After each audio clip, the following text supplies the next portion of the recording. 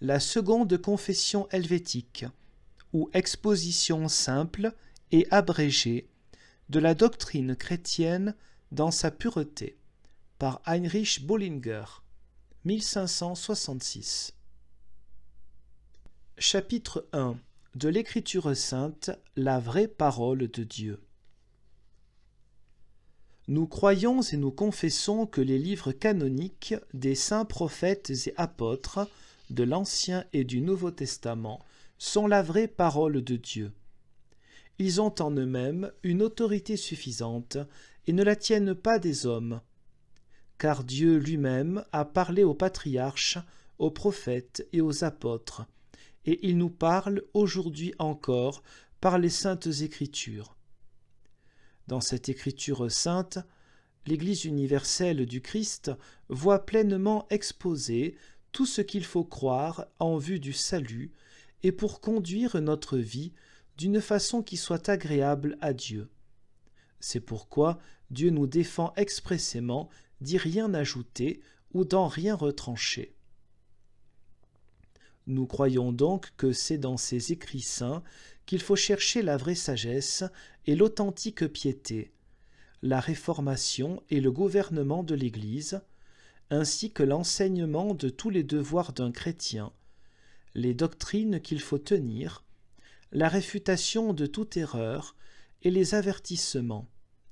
Comme le dit l'apôtre Paul, toute écriture est inspirée de Dieu et utile pour enseigner, pour convaincre, pour redresser, pour éduquer dans la justice, afin que l'homme de Dieu soit adapté et préparé à toute œuvre bonne. Ce même apôtre déclare à Timothée « Je t'écris ceci, afin que tu saches comment il faut se conduire dans la maison de Dieu. » Il dit encore aux Thessaloniciens « Vous avez reçu notre parole, non comme la parole des hommes, mais comme ce qu'elle est vraiment, la parole même de Dieu. » Et le Seigneur lui-même dit dans l'Évangile « Ce n'est pas vous qui parlerez, mais l'Esprit de votre Père qui parlera en vous. » Ainsi, celui qui vous écoute m'écoute, et celui qui vous rejette me rejette. Par conséquent, lorsque, à présent, cette parole de Dieu est annoncée dans l'Église par des prédicateurs légitimement appelés, nous croyons que c'est la véritable parole de Dieu qu'ils annoncent, et que les fidèles reçoivent. Il ne faut inventer ni attendre du ciel aucune autre parole de Dieu. C'est aussi cette parole, proclamée présentement dans l'Église, qu'il faut considérer, et non celui qui l'annonce. Même si ce dernier est pécheur et méchant, la parole de Dieu qu'il annonce demeure vraie et bonne. Nous ne croyons pas que la proclamation extérieure soit inutile, bien que la connaissance de la vraie religion dépende de l'illumination intérieure de l'esprit, et qu'il soit affirmé que personne n'enseignera plus son prochain, car tous me connaîtront. Ou encore, ce n'est pas celui qui plante qui est quelque chose, ni celui qui arrose, mais Dieu qui fait croître.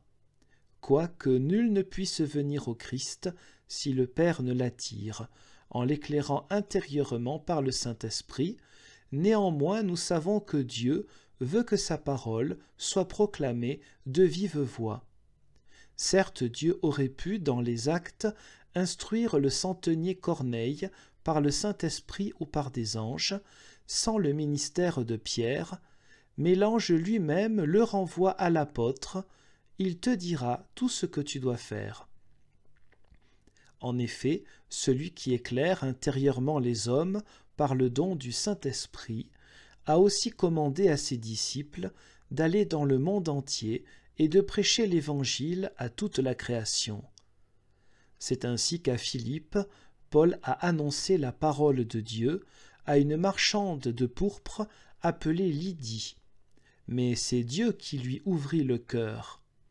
Ce même apôtre, au terme d'une argumentation éloquente dans l'Épître aux Romains, conclut par cette déclaration « Ainsi, la foi vient de ce qu'on entend, et ce qu'on entend vient de la parole du Christ. » Cependant, nous reconnaissons que Dieu peut, quand il le veut, éclairer ce qui lui plaît sans le ministère extérieur de la parole, vu que cela n'est nullement au-dessus de son pouvoir. Nous parlons néanmoins de la façon habituelle dont il instruit les hommes, suivant les ordres et exemples qu'il nous a donnés. Nous condamnons donc sincèrement toutes les hérésies d'Artémon, des Manichéens, des Valentiniens, de Cerdon et des Marcionites, ses disciples, qui ont nié que l'Écriture procède de l'Esprit Saint, ou encore qui ont rejeté certains passages, les ont changés ou corrompus. Nous ne dissimulons pas toutefois qu'il y a dans l'Ancien Testament certains livres que les anciens docteurs ont nommés apocryphes ou ecclésiastiques. D'après eux, ces livres devaient être lus dans l'Église, mais non cités comme preuve pour donner autorité à la foi. Aussi, Augustin remarque-t-il que, dans les livres des rois, les noms et livres de certains prophètes sont cités, mais il ajoute qu'ils ne sont pas dans le canon, et que les livres canoniques que nous avons suffisent pour nous instruire dans la piété.